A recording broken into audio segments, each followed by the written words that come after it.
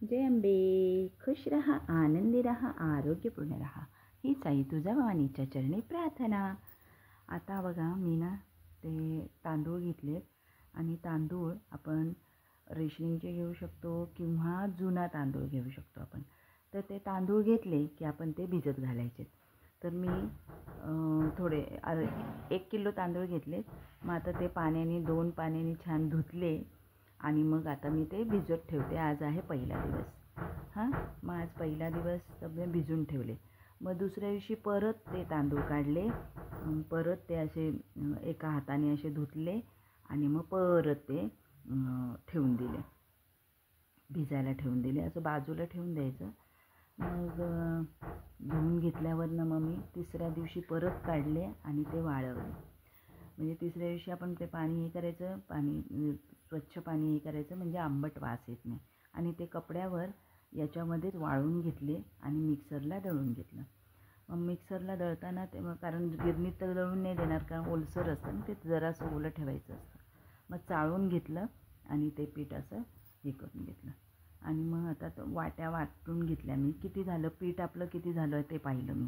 तर पीठ झालं 1, 2, आता ही तिसरी, ही चौथी, 4 झाल्या वाट्या. आता थोडंसं होतं, हे 5 वाट्या झाल्या. आणि थोडंसं पीठ ना सुकं जरासं बाजूला ठेवून दिलं. जर कधी गूळ जास्त झाला, पातळ झालं पीठ तर काय करणार ना, म्हणून मग थोडंसं पीठ आहे ना बाजूला काढून ठेवलं, की जेणेकरून कधी झालंच गुळाचं प्रमाण जास्त वगैरे तर मग आपण परत 3 दिवस एवढं कुठे प्रोसेस करणार ना, म्हणून ते थोडंसं पीठ काढून ठेवलं. आता याच्यामध्ये ना तेवढंच आपण आहे ना, आता किती आपण 5 वाट्या झालं आहे आपलं.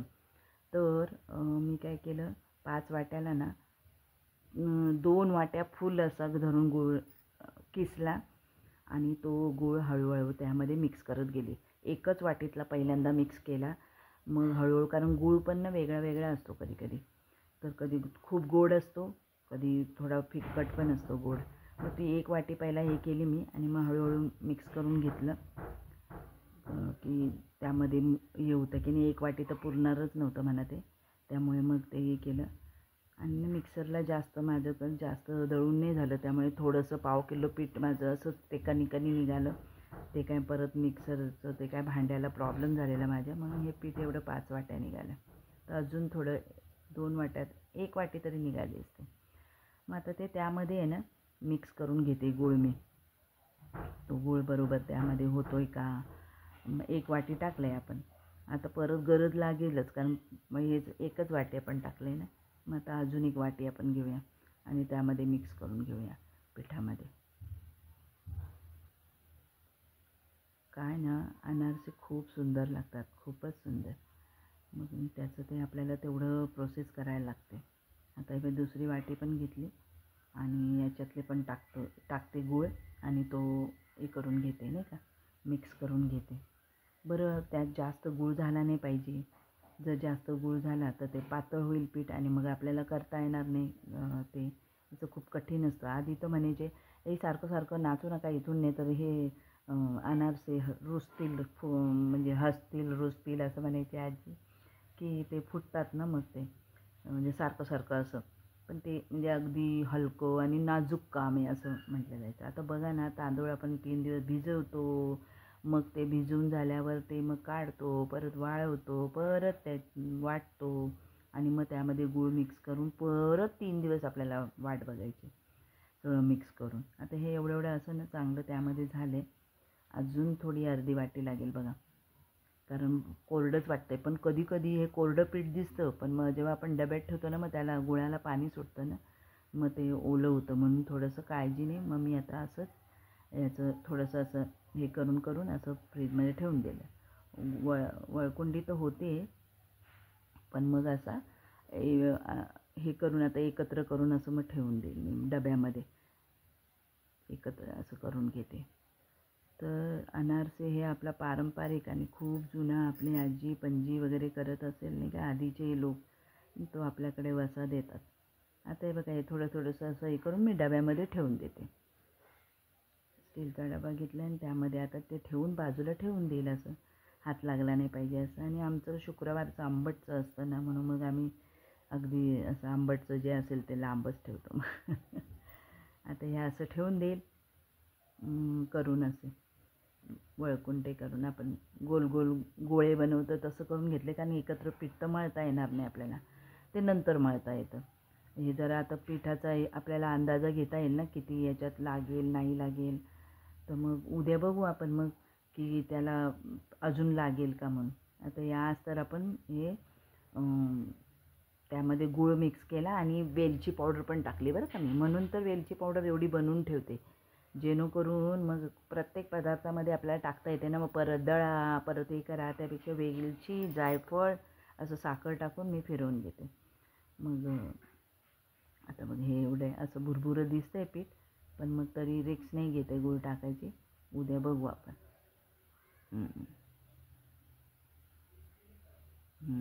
आता हे ठेवून देऊ आपण असं ना. हे दुसरा दिवस. हां, मग दुसऱ्या दिवसात आपण काल ठेवले होते ना, ते काढले. आता काल आपण डब्यात ठेवलेलं ना अनारसाचं पीठ, ते आता आज काढले. हां, आता हे काढून आपण आता हे करून घेऊया, परत मळून घेऊया. आता हे परत हे करते. आणि जर आज बघूया आपण की परत गूळ लागणार आहे का, तर ना थोडासा टाकूया आपण, आहे ना. तर मग परत थोडासा अर्धा वाटी गूळ टाकूया आपण. हां, आता पीठ मळता येतं का बघूया. आणि मग वाटलंच तर म्हणून काल कसं ना जास्त टाकलं नाही ना, मग ते पातळ होतं. पातळ झाल्यावर पीठ ठेवलं आहे आपण, पण तरीसुद्धा ना, म्हणून आता काय करूया आपण थोडंसं टाकूया. सुकं वाटतं आहे ना, थोडंसं पीठ जरा सुकं वाटतं आहे, तर म्हणून आता आपण आहे ना अर्धी वाटी गूळ टाकूया. हां, आता हा गूळ टाकला. आता पुन्हा भिजवून घेते. फक्त मळता येतं का, कारण आहे ना जास्त गूळ झाला ना तर चिकट होतं ते.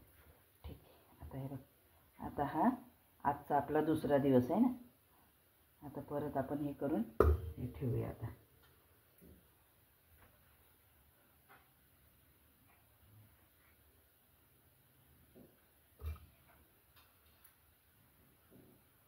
अनारसे अनारसे तर छान लागतात. आणि मग आपण फराळ करतो आणि मग लक्ष्मीपूजनाच्या दिवशी हे सकाळीच करतो नाही का. हे सकाळला ठेवतो आपण लक्ष्मीपूजनाला. हे असं करून आता मी परत हा आजचा दुसरा दिवस म्हणून मग आता परत आता हे ठेवून देते. उद्या परत काढू आणि मग उद्या परत चांगलं मळून ठेवून देऊ.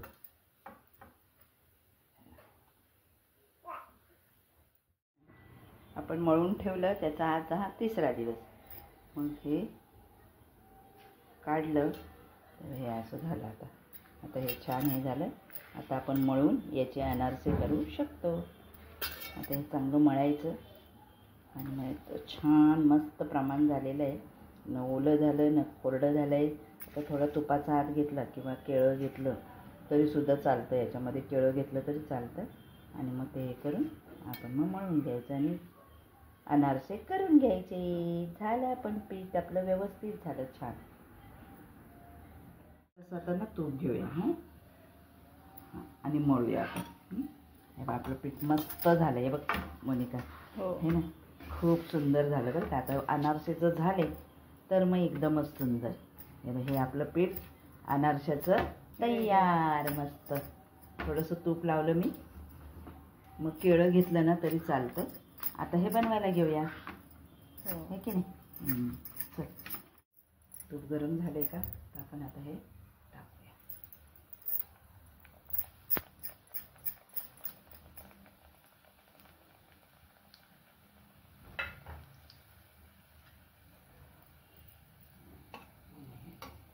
याच्यावर असं हे टाकत जायचं.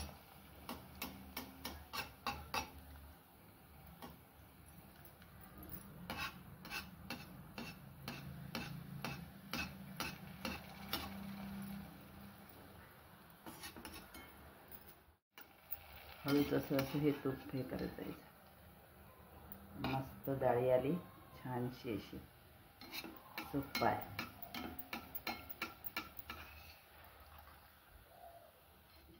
आपण दुसरा करूया. असं बोटाने असं छान असं असं करत जायचं.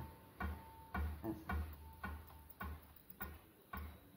तय्यम तत्ता तय्यम ताम तय्यम तत्ता तय्यम ताम तय्यम तत्ता तय्यम ताम तय्यम तत्ता तय्यम ताम. असं घेतलं मस्त की असं टाकायचं हळूच.